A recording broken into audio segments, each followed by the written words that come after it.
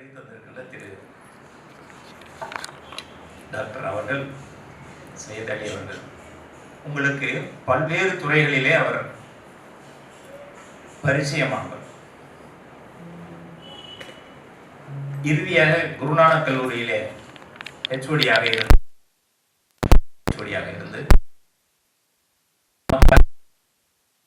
வேண்டுகோள் ஏற்று சொல்லப்போனால் யூபிஎஸ்சியினுடைய ஒரு பாடத்திற்கு, ஏதாவது பொலிட்டிக்கல் அட்மினிஸ்ட்ரேஷன் இல்லை பாலிட்டி, இந்த மாதிரி ஏதாவது ஒரு சப்ஜெக்டில் அது இல்லைன்னா மாடர்ன் ஹிஸ்ட்ரி அப்படிங்கிற தலைப்பில் வந்து நிறைய புக்ஸ்லாம் எழுதியிருக்காரு.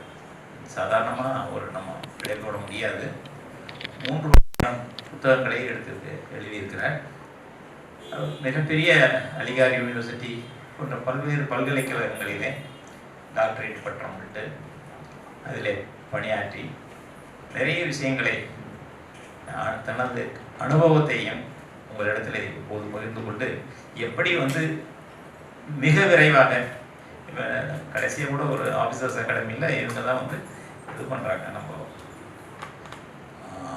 எப்படி நேர்முக தேர்வை எப்படி சந்திப்பது அப்படியெல்லாம் நிறைய விஷயங்கள்ல அவங்க தான் கலந்துக்கிட்டு பண்ணிகிட்டு இருக்காங்க.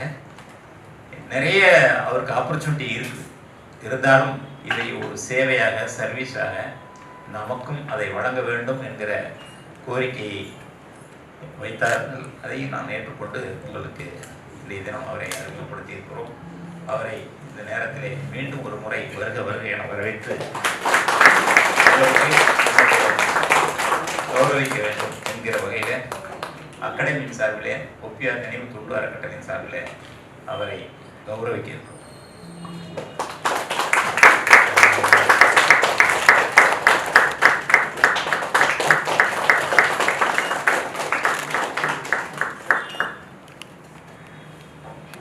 மேற்கொண்டு அவர்களுடைய நிகழ்ச்சியை உங்களோடு நான் அமர்ந்து கேட்க தயாராக.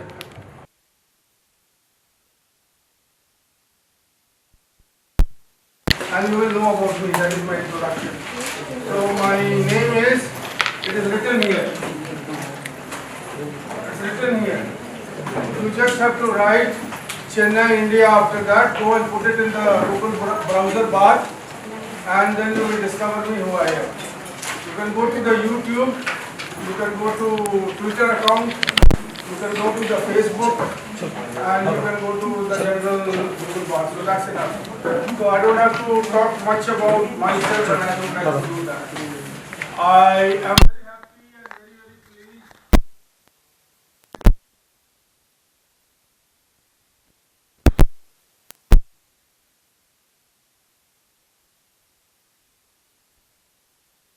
Up to that expectation. I have been into this teaching and training for last 20 years, and my job is to train the students and make them happy and come up in life. That is what my mission is. And even after this class, if you want to know anything, or if you want to clear any doubt, or if you have to have any conversation on your career enhancement, I am there for you. Now what I'm going to do today, I'm just going to do one thing only, not too many things. One is that I need to tell you about what is UPSC Civil Services exam. I think most of you know it very well. Not well, very well. So what I'm going to tell you is nothing very new. I'm going to tell you only about the final points of the UPSC exam. And in this lecture or this talk, I'm going to tell you 2 things. One is good things, another is bad things. So, and then after that, I like you to speak to me, talk to me. I mean, don't think about any question after 2 days. When I was a student, I had that problem. When the lecturer used to give a lecture, after 2 days I used to think about it, and then I used to get one question. By the time everything is over. So I want you at the beginning itself that motivate yourself to frame any question. Any question. See, I always say that there is a sense in nonsense also. Even if you speak nonsense, I am going to tolerate you because there has to be some sense into it. So without wasting time, I'm just going to quickly run through the format which I have, and I told you there are two things I'm going to talk about. One is good things, another is bad things. What people do is that people just think about the good things and then they don't think about the bad things. Because once you cover up the bad things, once you take care of the bad things, what do you mean by bad things? Bad things means the hard labor. One simple word is that only. Bad thing is nothing in a different sense, it is only your hard labor. You cannot achieve this goal without hard labor, that is for sure. That is for sure. I mean, there is no shortcut to it. There is no human intelligence, super intelligence, artificial intelligence which can be applied in UPSC. Simple, simple, simple, you have to do hard work. And in this hard work, you should be prepared that you may succeed, you may not succeed. It's not that, it's like, finding the way. You may be able to find the way and reach to the destination. And there is also that you are not able to find the way and you go home. I'm not able to do that. So that's all I can say. And last thing I just want to tell you before I go through the set part, that if you are attempting for UPSC exam, you see, I always tell to my students there are hundreds and thousands of things to do in life. UPSC is not the beginning or the end of it. UPSC is not the end of your life and it is not the beginning of your life. 100,000 things are there which is much better than the UPSC. But if you are crazy about UPSC, you are very keen about UPSC, first try to assess yourself, whether you can handle this or not. And if you cannot, I will not discourage you. You have to make a choice. Don't waste your time. Don't waste your time. There are hundreds of things which can be done in life where in the end, what is life is all about. It is not only about UPSC. There are hundreds of people who are successful in their life without UPSC. So let's not get into all that. I mean, I can keep on talking. The Union Public Service Commission conducts civil services exam every year for recruiting officers for the Government of India. There are about 700 posts. See, one exam, if you qualify, you can fit into just qualification. You qualify, you will get any job out of 700. So this is the largest, post which is announced by the government. And one go, 700 positions are there. And 700 positions means what is your ranking? Suppose if you are 500 rank or 600 rank, so you will get the job, but you will get a job. So in one exam, you are assured for 700 posts, and your posting will be depending on your ranking. And the top one is, and 700 posts that are filled through civil services exam, that is filled through civil services exam, which includes group A services like IAS, IPS, IPS, and allied services and further services. So if you go through the website and you will get all the list of jobs which are there. So that's what. And the creamy one is IS, IPS, IFS and all that. They are all, it's classified under Group A, Group B, Group C and further allied services. The civil service exam is the most prestigious exam. You see, this word prestigious is very important, and that's the reason students are crazy about it. Because you can do anything, but you cannot get the prestige. You cannot get the prestige. Prestige comes through certain amount of status which you acquire in the job profile. So this is one of the most prestigious exams in the country. It is the test of knowledge. Mind the word knowledge. Test of endurance. How much you can, work to it. It's not an ATM where there is no endurance. You just put the card and money falls down. It's not like that. The money will fall down after 1 year. And that is the endurance. Just like, the boys, you go to the gym and you work out for 2 hours. That is endurance. And No matter how much you study, this is again a downside, or I'm talking about the bad things. No matter how much you study, its result is highly unpredictable. I mean, you cannot predict the result. You cannot say that I am the master. You cannot say no matter what question they will ask, I will answer it. Never ever, I mean, live in this false dream. No, never ever live in this false dream that, I mean, I have studied so much. I am studying since 12th standard. I am studying since graduation. I will crack the exam because I know everything. Nobody can say this as far as UPSC is concerned. The results are very unpredictable. But with the right kind of preparation, correct guidance, and correct motivation, you can crack the civil services exam. Because after all, it is you, me, and others are qualifying every year. So if others can qualify, you can also qualify. So that is the motivation I am giving you to you. Don't give it up and say no, I cannot do it. So you must. You see, the point is that you must understand what is the competition is all about. What is the competition? You have to have that grip. Like suppose if you, I mean, I'm just giving you a lay example that suppose if you have to run a 100-meter race. Now the competition is that people clock 100-meter race around 9 minutes, 9 seconds. And you are going in 2 minutes, doing the same 100-meter race. How will you qualify the race?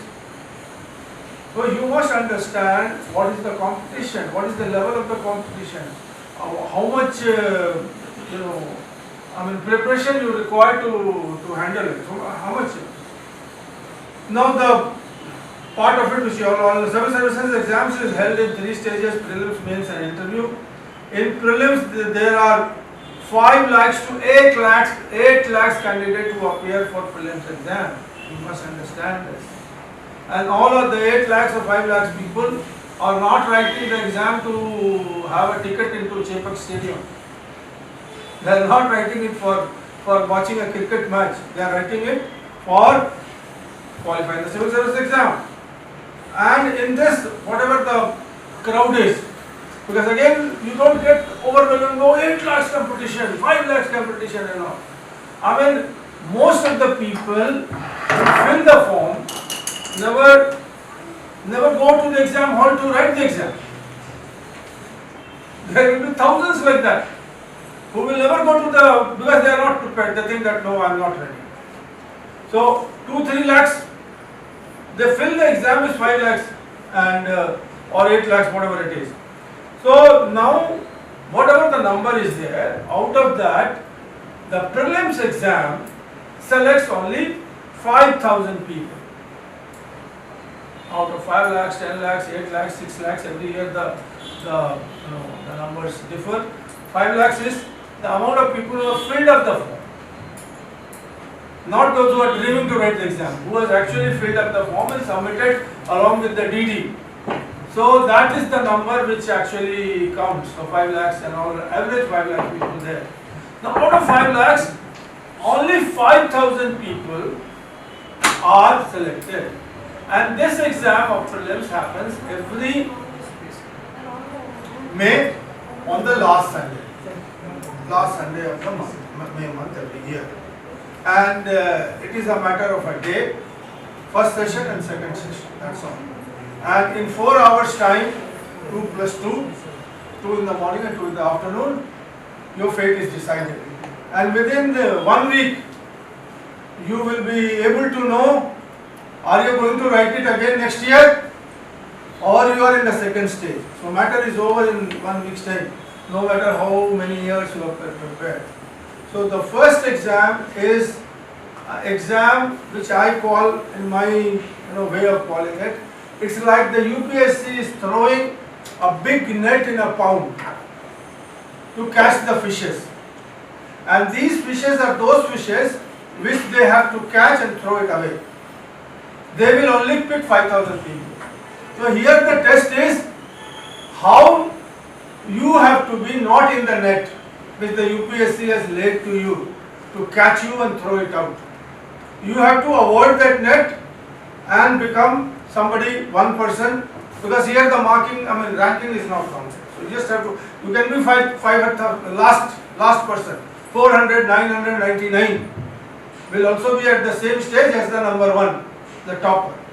So these people, 5,000 people, move to the next stage, that is the mains exam. Now mains exam happens sometime after 3 months. It starts something around this time or before this time. Around September, October is the mains exam. May is the first exam and September, October is the mains exam. And here, out of 5,000 people, 2,500 people are selected. Now there is a difference between the first exam and the second exam. The first exam is very simple. Very, very simple. Simple in the sense, you will have a question, you have 4 answers given, you have to put a tick. That's all. How big is it? I can just close my eyes and say A. I can say B.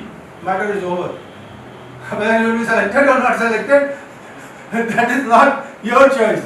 That is only the computer is going to decide. So it is not as simple as you think.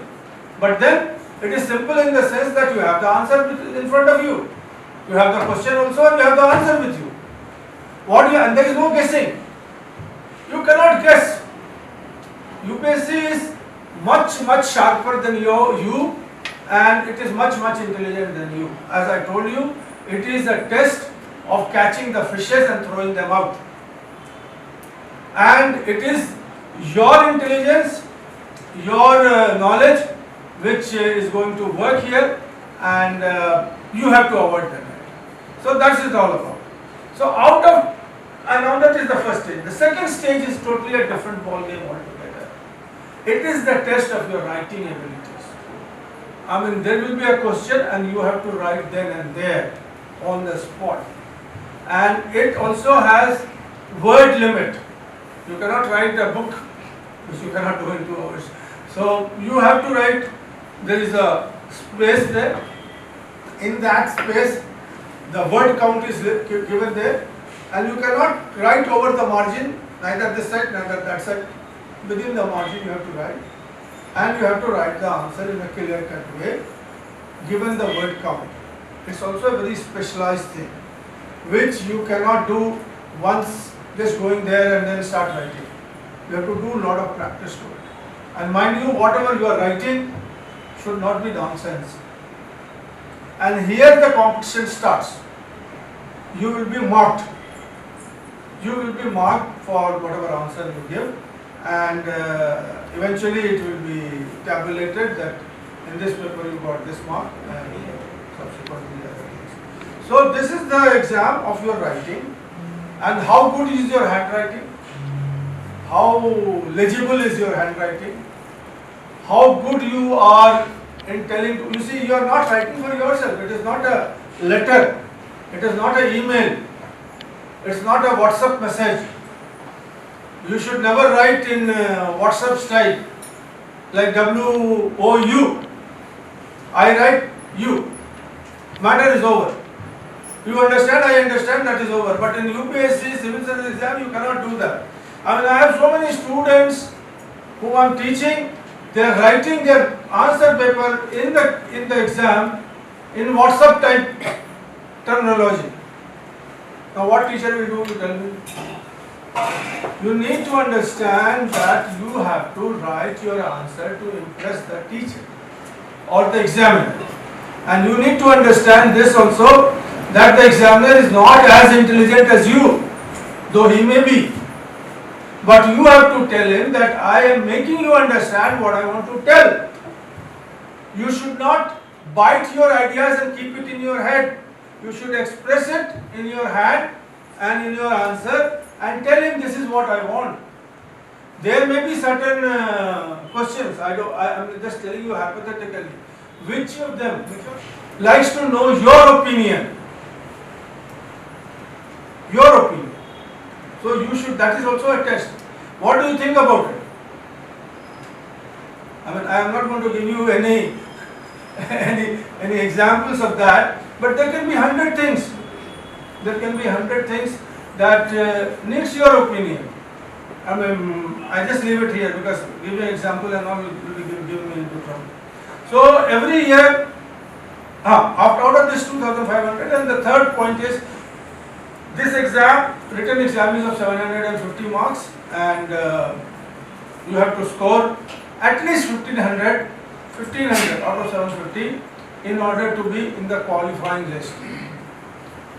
And then after that there will be an interview, and in the interview you have to have the total exam is 2,150. I'll just tell you that. And in the interview it is again a different kind of an exam where your personality is tested, your speaking power is tested, and again here how do you respond to there is no time for you to think. Like in the beginning I told you that I will think after 2 days and then come back and answer. That does not work here. You have to either say, sorry sir, I don't know. You can say that. No, nothing is.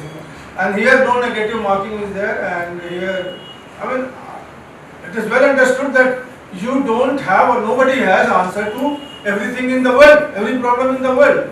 I mean, a lot of things I don't know. A lot of the things the board people there, they don't know. I also don't know. You can very well say, sir, I don't know.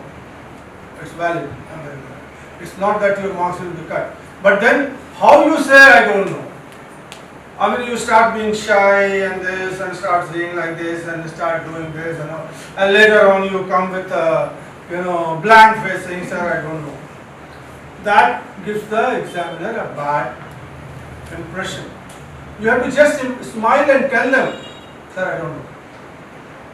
That they will accept. Then they will come up with another question, and then you have to tell them that. So I just told you about this. And out of these 2,500 people, your marks in the mains and your marks in the interview is going to add it. And if they are added together, and then a merit list is being created of these 2,000 people, 2,500 people, a merit list is created. And in the merit list, those people who are something like 600 to 700 ranked, they get the job, the rest of them have to go home. So, and the 700 people who are 600 people, because 600 or 700, sometimes it is 500 also, sometimes, but roughly above 500 and less than 1000 is the vacancy which is announced. And that's the end of the story.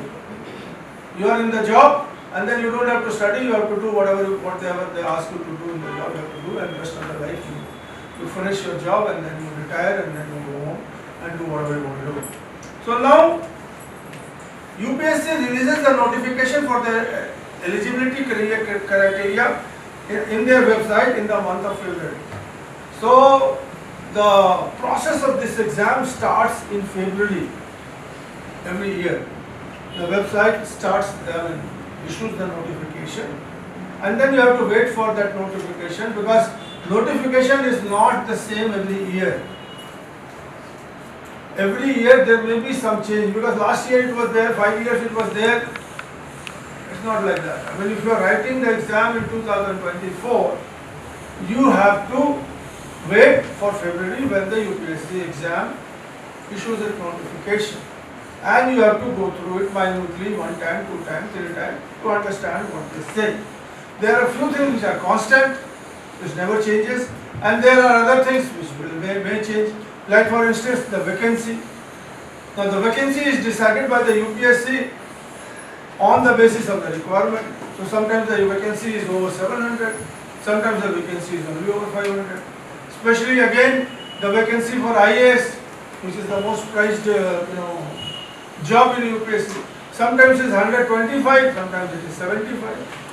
So these things is notified in the notification from the website in February. So you have to go through that.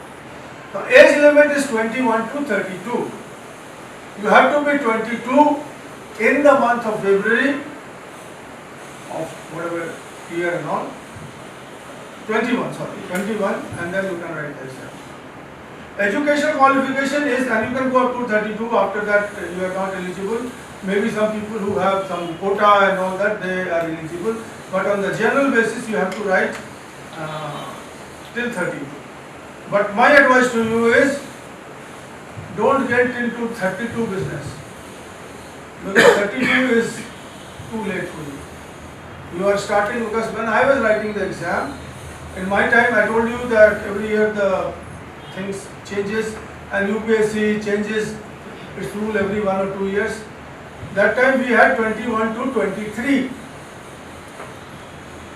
After that, goodbye. 1, 2, 3, or if I remember 4, I think 24. I mean 3 or 4 attempts was there after your graduation. I mean, you cannot. So you understand that if you want to prepare for UPSC, don't start the preparation at 21. And if you want to qualify for 21, you have to start from 18, or you have to start from 17. And if you start your preparation at 21, you must write your exam only at 26 or 27, which you want to write. So you need to plan all this. These are the basic tricks how to crack UPSC Civil Services exam. Now, education qualification is graduation. You can be a graduate in Tamil, and you can be a graduate in rocket science, or UPSC, both are same. Okay? And pass percentage is from any government recognized institution, whatever the pass percentage is, that is 40%. So if you are 40%, you can write the UPSC exam. 39%, you are failed. So you are failed in the graduation itself, how can you write? So don't think, I know my some people, I know by preference, that people with above 90%, above 95% have failed in UPSC. And people between 45 to 50 have cracked UPSC exam. So there are a lot of students who know their inner strength. They know, I am a topper in myself. Their own mind and their own self say that I am a topper. Let that fellow score 95 or 99. I don't care about it. It's not for UPSC. Cracking the exam is more important than your marks in the college. But then don't go into that kind of ambition. Go by the rule of the thumb. If somebody is good, obviously he will score 90% and 95%. If suppose somebody is bad, he will score 42% or 44%. That's the general rule. So I am not saying that, but there are exceptions to the rule. I am just telling you that there are people who have qualified the exam with 44% and 46%. And there are people who have not qualified the exam even with 95% or 96%, where everybody will say that no, you are sure to crack the exam. So education qualification, I told you, only Indian national can write the exam. Very, very clear. I mean, I know a lot of people, who are calling me from outside. I have got US citizen, most of these US citizen. They are gone from here. No, they cannot write the exam. You have to have an Indian citizenship by birth. You are born here, not acquired citizenship. So, filling up the forms starts just after the notification of the UPSC in February, and that's in February. Prelims exams will be held in the last Sunday of May, I told you. The main exam is held in October this month. In this month, the main exam is over, is held normally. Then the personality test takes place next March. Now, if you are appearing in 2023, your exam for you will conclude in the month of March next year. And final announcement of the result, whether you are selected or you are rejected, will happen in April next year. What I am saying is that the process of this exam starts in February and it ends in April next year. So more than 1 year you have to be totally engaged with this exam. It's not like ATM. It is not like your cycle test and your final exam, which happens only for 1 week, and then you have a chutti and you go home and enjoy yourself. And then when the exam comes, one day before, you start reading, second day you go and write the exam, and that's how most of the students do. Here, it's not like that. The involvement of your into the UPSC has to be much longer from whatever years you wake up to the reality that you want to write the UPSC exam. So from there you start thinking and reading and this and that. But once you are filling up the form, that is in the month of February, the notification comes, and most of the people who are ready to write the exam, within a week they fill. There's no, they cannot think. The thinking time is over. If you want to write the exam, you write the exam. So within 1 week, 10 days, 15 days, you have time. I mean, at least 1 month time is there, 4 weeks time is there to do the exam. So point which I am saying is that your involvement, your attention, and you don't have to think anything else. I will do this also, I will do job also, I will do here also, I will do here also. That doesn't work. A lot of people do that. I mean, and they qualify also, but they are exception to the rule.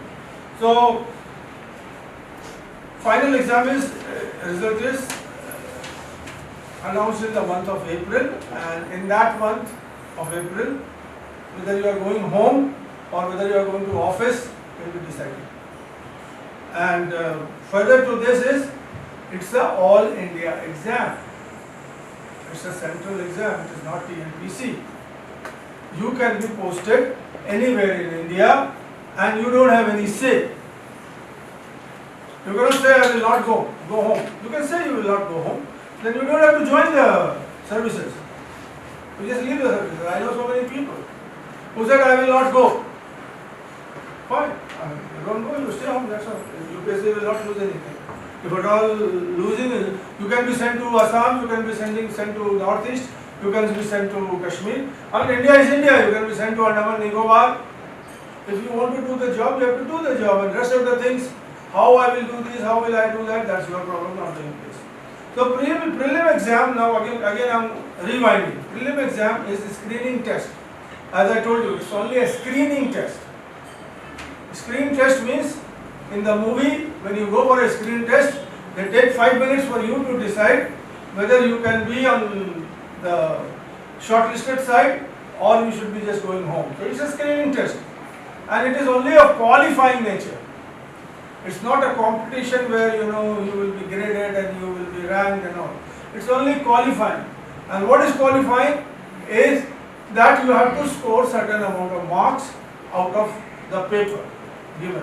Like suppose 200 marks is the paper, I'll tell you about that also later. Then at least you should get 180 plus out of 200. That's the competition. I mean, out of 200, if you are getting 100, you go home, that's all. Even 150 is not true. So it's the qualifying nature. It consists of 2 papers, General Study paper 1 and General Studies paper 2.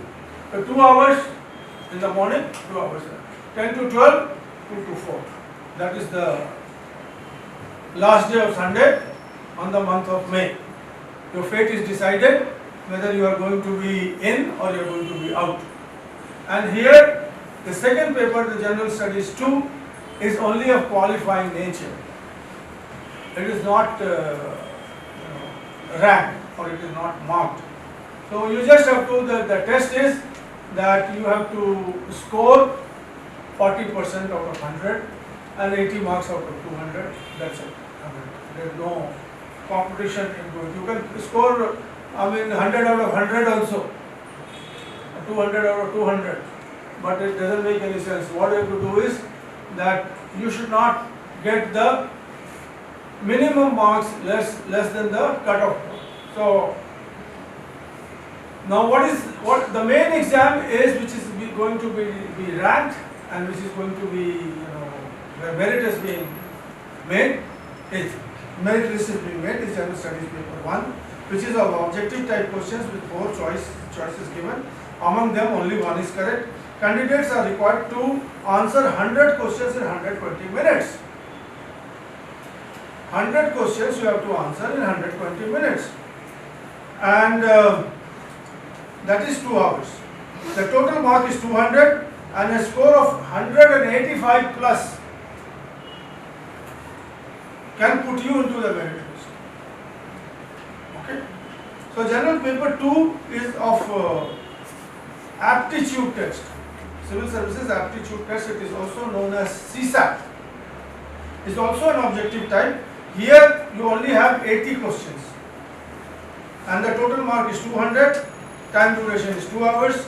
Here also 4 answers are given. You have to tick only one correct answer. This paper is only of qualifying nature, but you have to score minimum of 33%.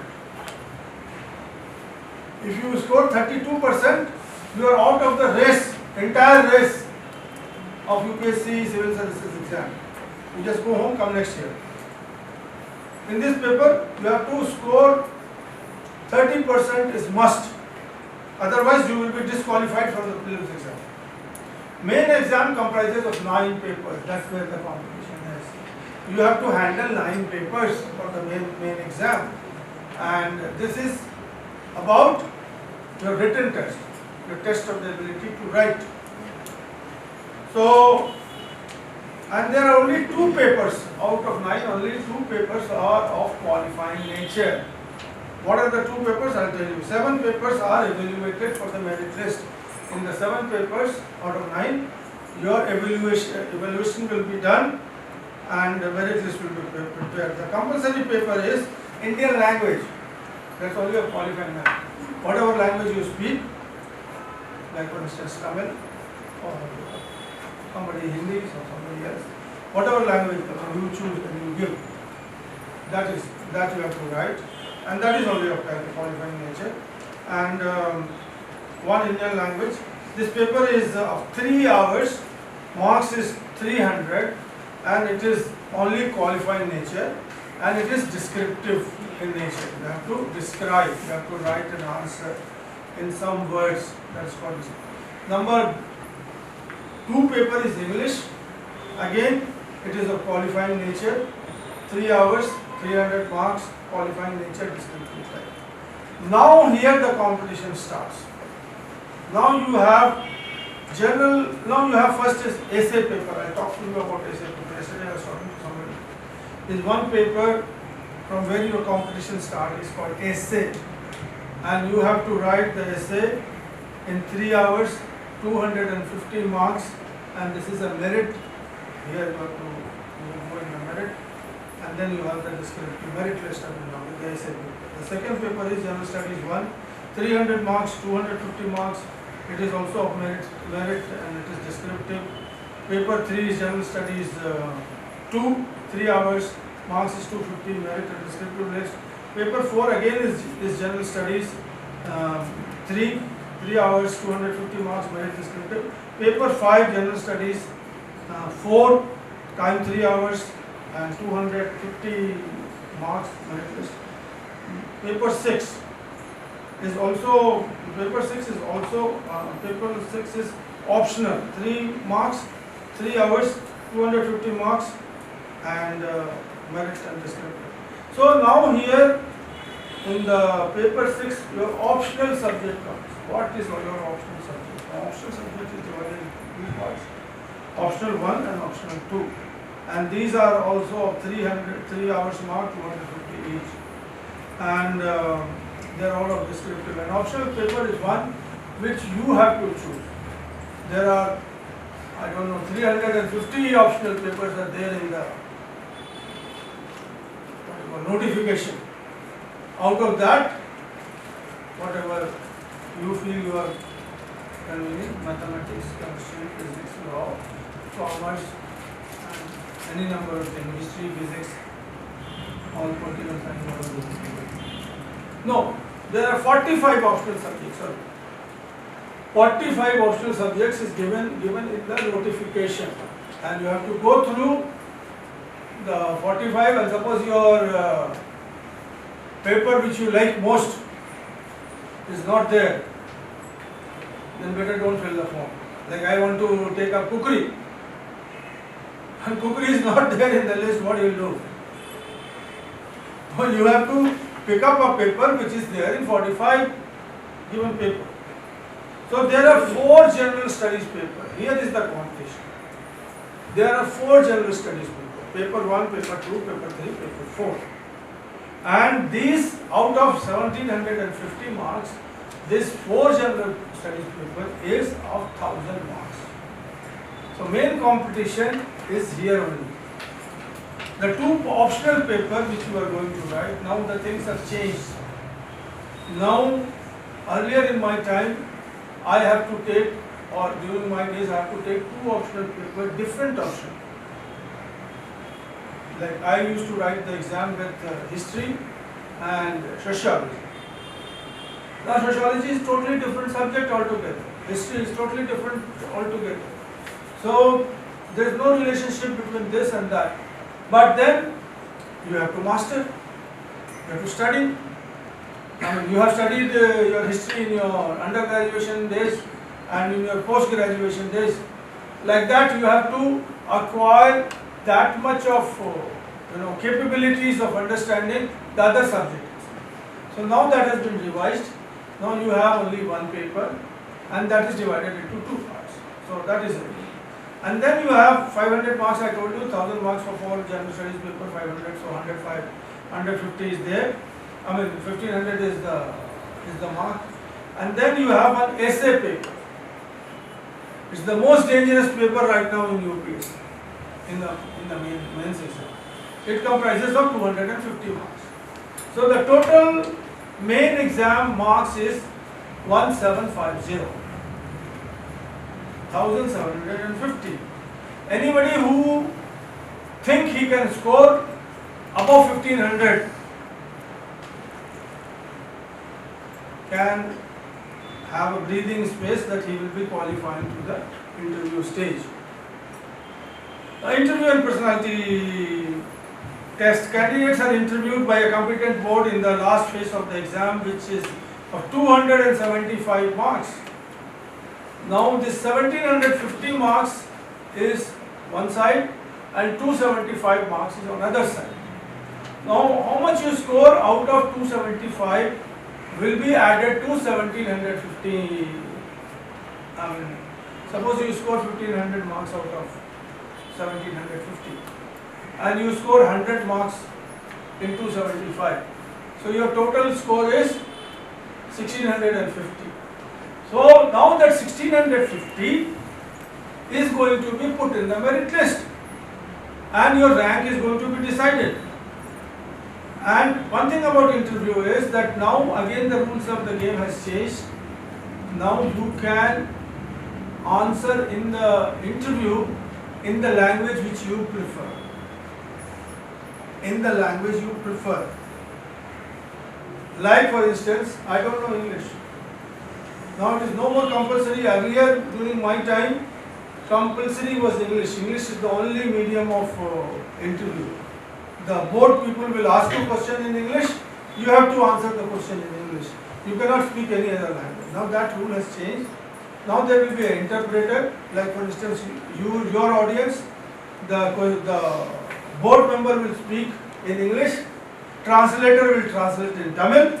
I mean, if you have given your preference in Tamil, and then you will hear what the translator is saying, and then you can answer in Tamil. The translator will translate your answer in Tamil and in English to the board. That is how the things are given. This is to make things much more easier for the candidates who are not fluent in English. So 1750 is qualifying to the interview stage. The candidates are interviewed with a competent board. Interviews in the preferred language. A score of 200 out of 275. I mean, the benchmark is that you have to score 200 out of 275 in the interview. Then you are somewhere safe. Nobody is safe. Here in this exam, nobody is safe. But if you can score 200, which is exceptional, not all the 2,500 people who are interviewed are going to score 200 marks. But then 50 marks, 75 marks, 100 marks, 100 plus marks is the normal rule. So both the interviews and main marks are added to make a merit list. And what is the merit list? Now, first of all, you need to understand 1750 plus 275. That makes you 2150 marks. That's the total exam. Out of that, if you score 1800 and plus, you are qualified. You will get a job. That's the competition.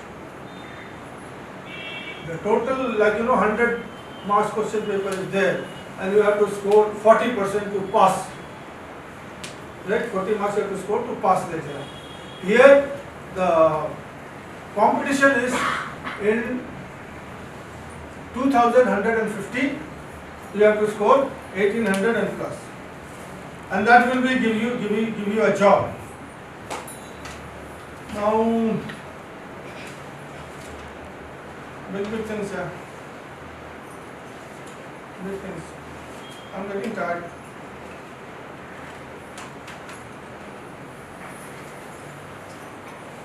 Now the first thing is that you need to understand about the prelims exam, because that's the first exam and that everybody has to go through it. If you qualify, then you are in the competition. If you don't qualify, you are out. You cannot write your main exam unless you qualify the prelims exam. So UPSC Civil Services prelims exam consists of two papers: General Studies paper 1, General Studies paper 2. Candidate needs to score 100 out of 25 marks, 125 marks.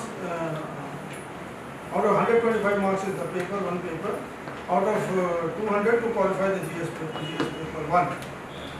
So, if you are scoring anything about 100 to 125 in the paper, in the GS paper, you stand a chance to qualify the prelims exam.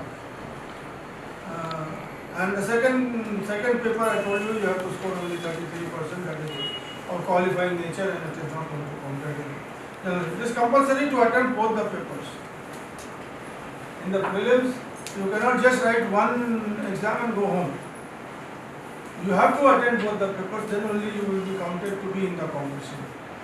So then only your question paper will be eligible for evaluation. The candidate to secure least the minimum cut-off marks for General Studies paper 1 and qualifying marks in General Studies paper 2 will be eligible to write the UPSC main exam. So whatever the competition cut-off point is set, if you are there in that cut-off, you are through to the next stage. If you are below the cut-off point, you are out. General Studies paper 1 is of 200 marks with 100 questions and 2 hours, that is 120 minutes.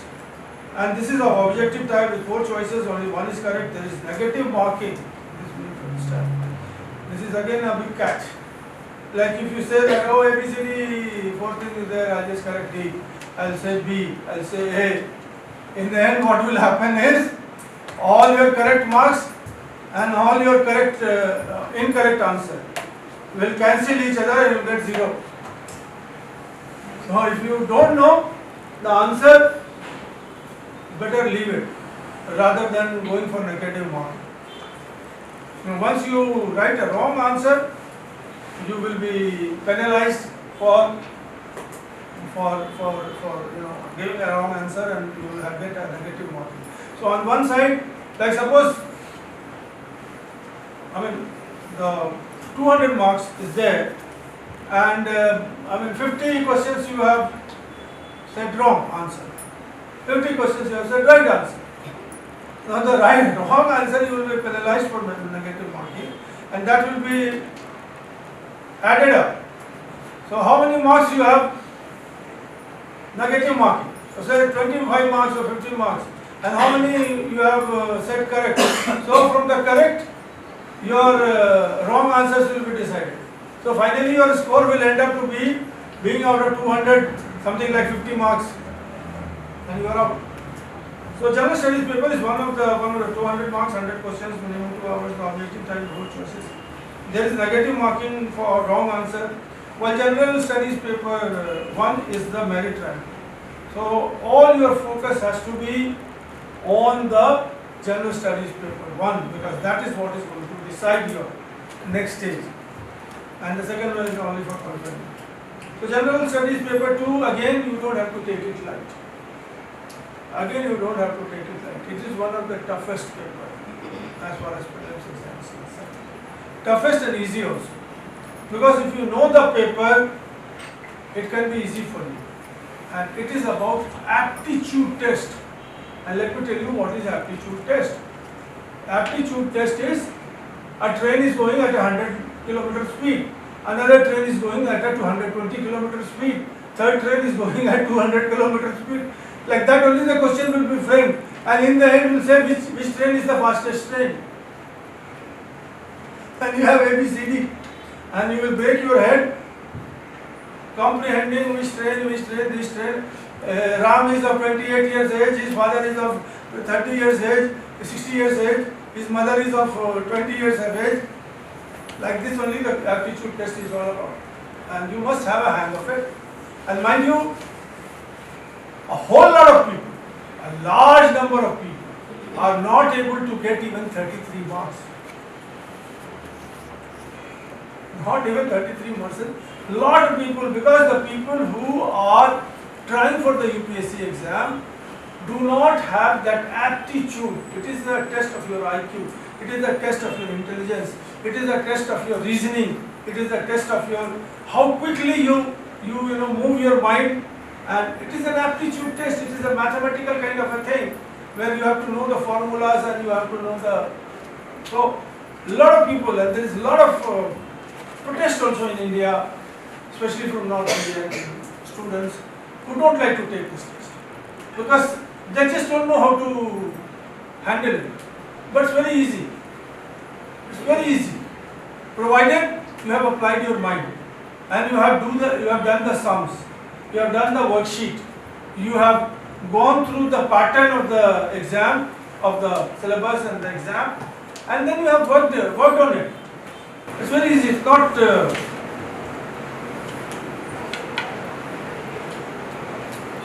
I told you. There is a negative marking in General Studies paper 2 also, even though it is of qualifying nature of 33%.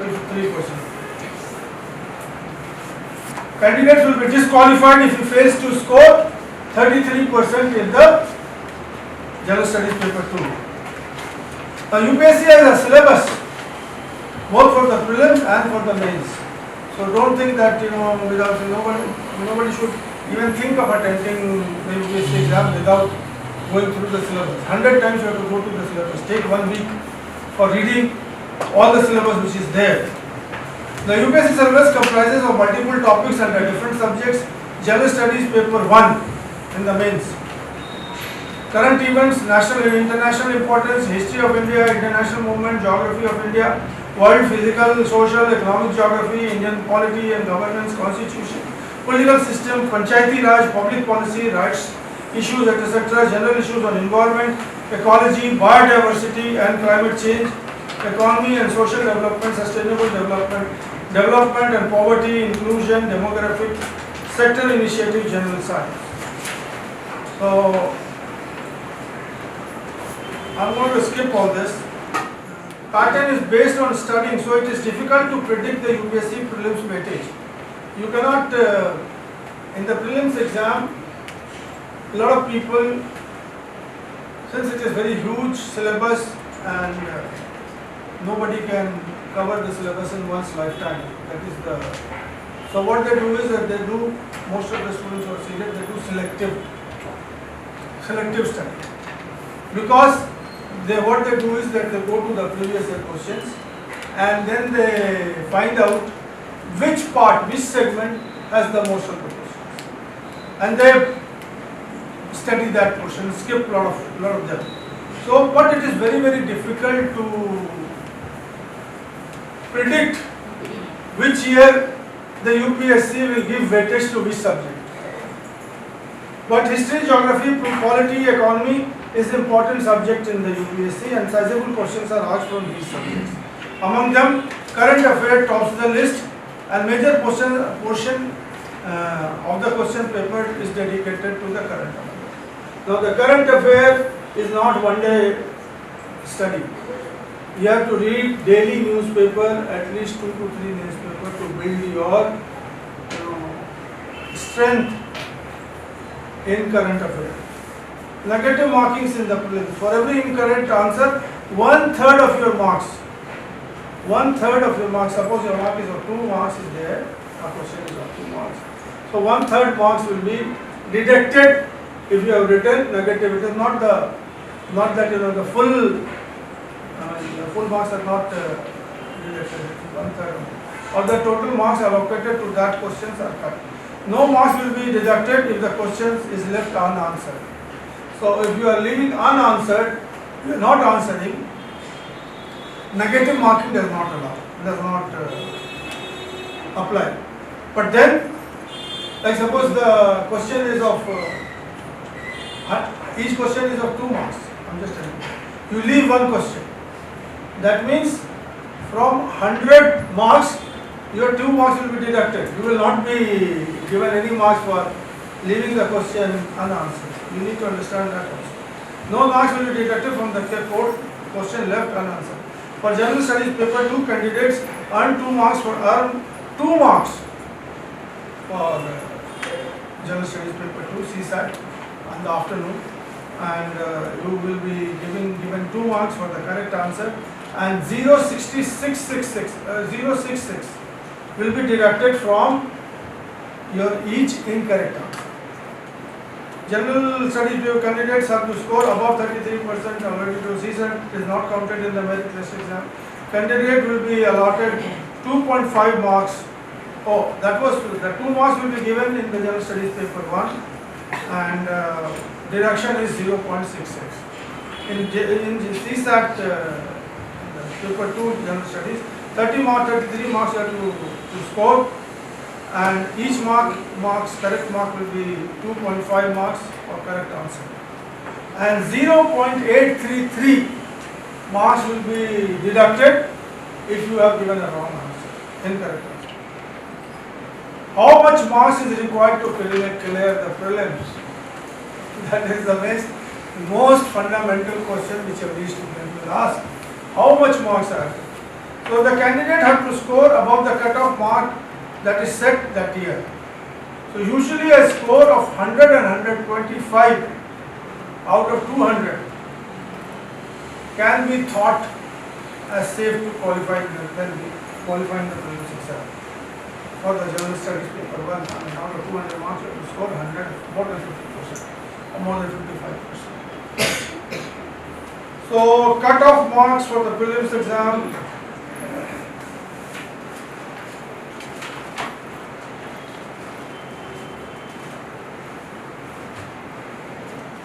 So if you are scoring, I am just finishing in my end, I am done with it. If you are scoring 92.51% out of 100, 92.51%, you can think of qualifying the exam. So that's the competition. For economically weaker section, 77.55, OBC 89.12, SC 74.84, and ST from S6871. So this is all about UPSC Civil Services exam, the strategy, the technique, how to crack it, and I am done. I am going to sit here because I am tired of standing, and I am going to make you ask me question and don't come after 2 days. You think about whatever you can think and you can ask your questions to me. You can speak in Tamil, I have no issues. There will be somebody who can just tell me what the question is all about. So don't shy away from the language communication.